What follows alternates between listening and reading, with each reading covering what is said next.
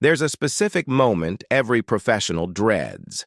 You're in a meeting, half listening, and someone turns and says, "So, what do you think?"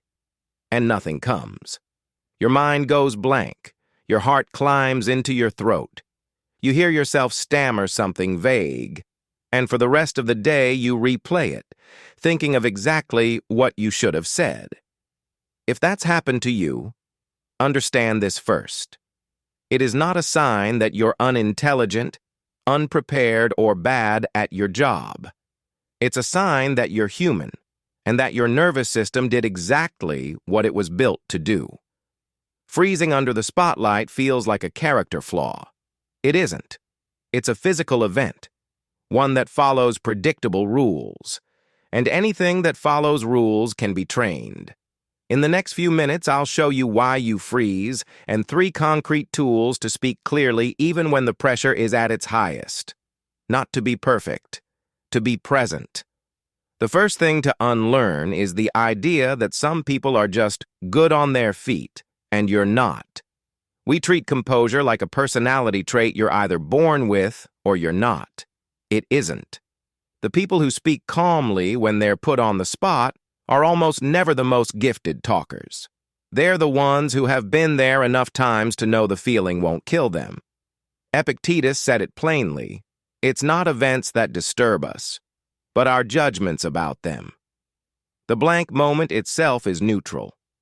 The panic comes from the story you tell about it, that everyone is judging you, that this defines you, that you're about to be exposed.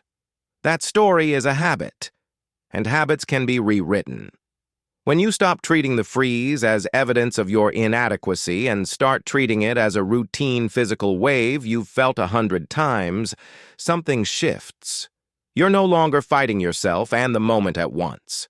You're just doing the one thing in front of you, answering the question. Skill, not talent.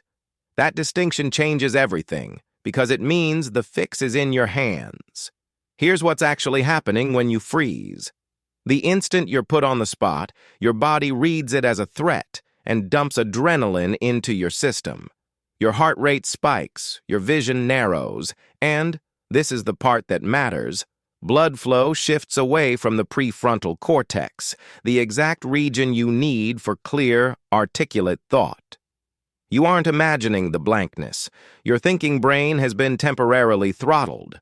So the mistake most people make is trying to think their way out. You can't reason with a nervous system in alarm mode. You have to speak to it in its own language, which is physical.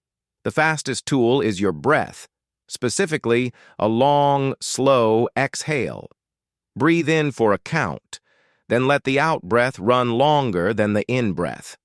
A drawn-out exhale is the one voluntary signal that flips your body from alarm back toward calm. Do it once before you answer, and you buy yourself a few seconds of clarity. Seneca wrote that we suffer more in imagination than in reality. The dread of freezing is worse than the freeze. Manage the body first, and the imagined catastrophe never arrives. Even once your body is calmer, there's a second reason people freeze, and it's about structure. When you're put on the spot, the panicked instinct is to dump everything you know. You start listing. Point 1, and also this, oh, and that, and there was another thing.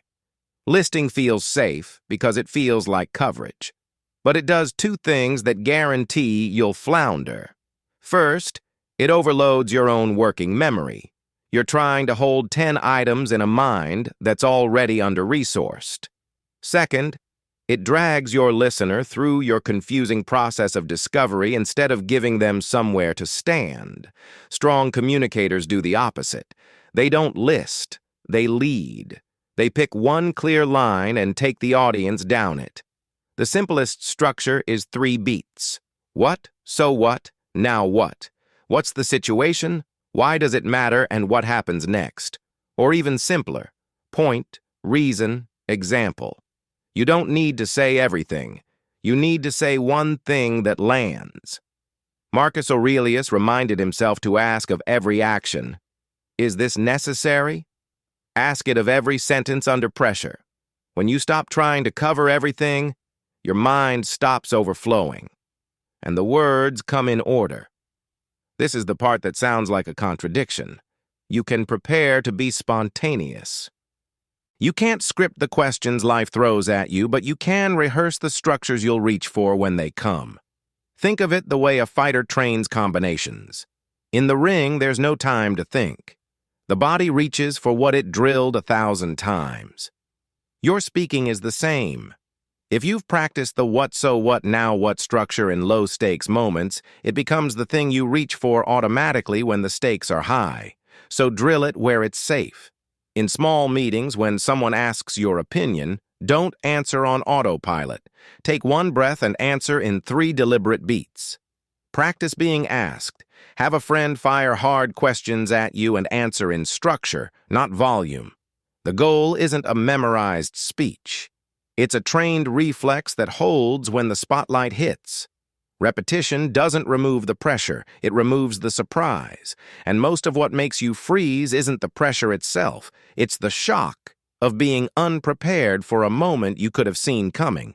Prepare the reflex, and the moment stops being an ambush.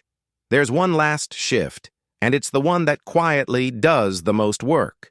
Most of your fear in that spotlight moment comes from a single hidden assumption, that the goal is to sound perfect, to be impressive, flawless, unassailable. But that goal is a trap, because perfection is about you, how you look, how you're judged, and self-focus is exactly what feeds the panic. Turn it around. The goal was never to perform. It's to be useful to the person listening, to make one thing clearer for them than it was a moment ago. When you shift from "how am I doing" to "what does this person need from me right now," the spotlight stops burning. You're no longer the subject. You're of service. The Stoics understood this, that the mind fixed on its own image is fragile, and the mind fixed on its duty is steady. So the next time you're put on the spot and you feel that blankness rising, breathe out slowly, pick one point, and speak to help, not to impress. You won't be perfect. You'll be clear, present, and steady. And that is what people actually remember.